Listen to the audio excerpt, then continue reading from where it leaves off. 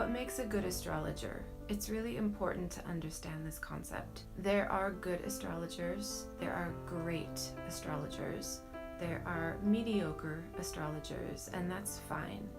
I just think it's really important that if you want your chart read, that your astrologer should be as good as they can be, right? Not for their sake, but for your sake. If you're an astrologer, why not be the best that you can be? It will be good for you and it will be good for your client. So it's kind of a win-win situation. What is it that makes a good astrologer? The first thing is that a good astrologer will meditate, not just for a few minutes every day, but for a significant amount of time. And you might wonder, well, why does an astrologer need to meditate when they're well trained, when they know everything about the cosmos, the planets, how they work, and so on and so forth? We have to remember that astrologers are human beings as well. They're subject to fault and error.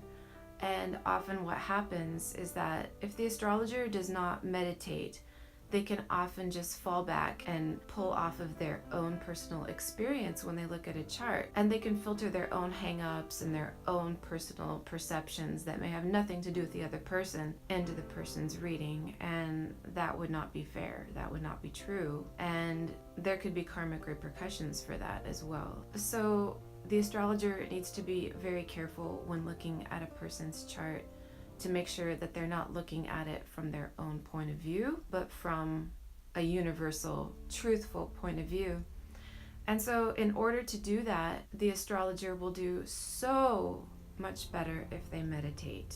In my personal opinion, the best form of meditation is Kriya Yoga.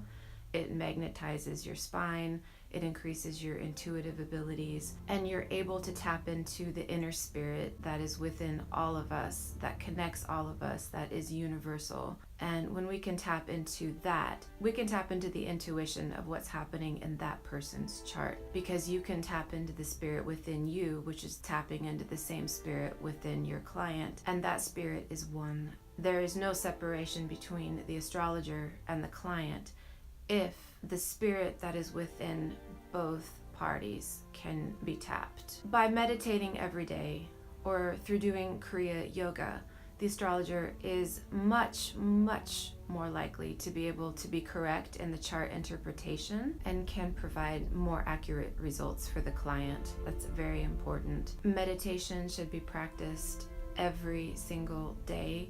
It's a momentum-based thing when the spine gets magnetized. If you don't do the Kriya every day, you can lose some of the magnetism over time. The magnetism and power can diffuse out over a day or two or three, little by little.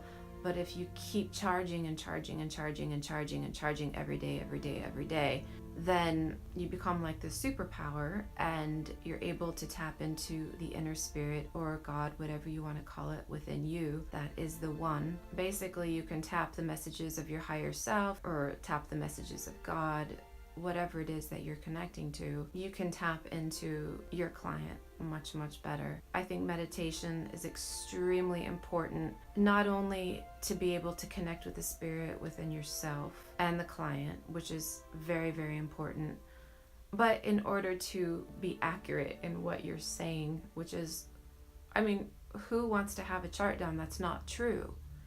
And who wants to have a chart done with the bias of the astrologer, from their point of view, from their life experience?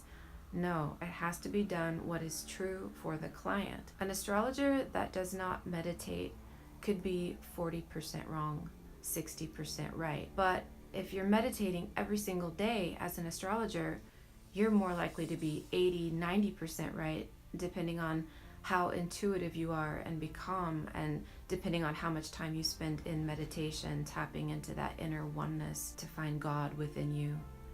So Kriya Yoga is huge. It's also known as spinal breathing.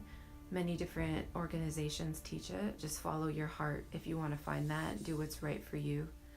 But it will absolutely transform you if you do it. The second thing that's extremely important for an astrologer is to be truthful. It's important to be honest in all dealings, that what you say is true, how you operate your business is transparent. You're not trying to pull a fast one on anyone, that what you see is what you get. When someone pays you for a report, don't just send them a computer generated report unless you tell them that's what you're sending them, because those are cheaper. If they want an astrology reading from you, make sure you can actually give them an astrology reading and not a computer report. It's only fair to the client. If an astrologer is not fully grounded and their capacity filled with knowledge, it's not fair to the client. We really need to be fair and honest in all dealings, in all ways. Be truthful with information, communication, and knowledge. Be truthful in your business dealings. Be transparent. Just treat people how you would want to be treated. It's very, very important. The third thing that's really important for an astrologer is to have a gift of intuition. Because even if you're fully trained and you know what you're talking about, there still are some unknown things that have to be tapped by intuition. If the astrologer, even as a child or growing up, just had a natural predisposition for intuitive abilities, clairvoyance, psychic, those kinds of things, those are the people that do better going into astrology. People who have these natural abilities, it's great to tap into them and to use them, of course, but don't forget that we're children, and that is just a hint of what's ahead. You can take your psychic ability and your intuitive clairvoyant ability and train it 1,000 times even stronger if you do Kriya Yoga, for example. Again, just going back to my first statement, how important meditation is, because if you're good, you can be great. Whatever you do, you'll do it so much better if you do Kriya Yoga. It will change you. It will transform you. As an astrologer, you want to be intuitive. It's best to meditate before you read someone's chart. It's best to pray for divine intervention before you do someone's chart. If you believe in God or whatever it is that you believe in, I'm not expecting you to have the same beliefs I do. But for example, like before I look at a chart, I will pray to God to help me to perceive the truth in the chart and not my own personal bias, to be fair to the person and to live in truth and to uphold some form of integrity, you know what I mean. A fourth quality that makes a great astrologer is being highly sensitive. Some people grow up just being extremely sensitive people, and society often thinks that, oh, there's something wrong with me, or there's something wrong with you if you're extremely sensitive.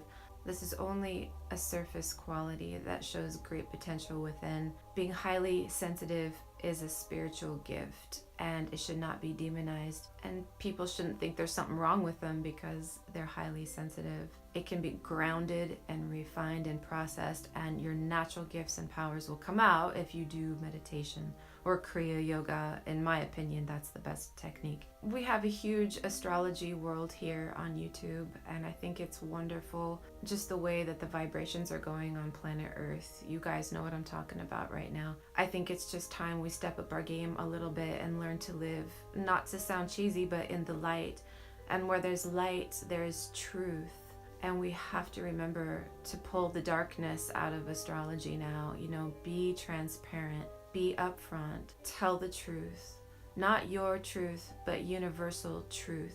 The truth that connects all of us together. It's really, really important. I hope that you can resonate with that a little bit. It's time to help each other. It's time for all of us to know and to understand ourselves first, so that we can refine our skills and our talents in order to use them to help humanity in the future. And so astrology is a really great way to do that. There are so many people who are waking up today. They don't know who they are. Just a sliver of my work here is to help people know and to understand who they are. And I do believe that Vedic astrology is much more soul-based and truth-based. It is the science of light. It was 3 astrologers who actually found Jesus. They were Vedic astrologers, and I just have a very deep spiritual root in my approach to astrology. I hope this was helpful for you. Thank you so much for being here, for your time, and I'll see you on the next round. Cheers.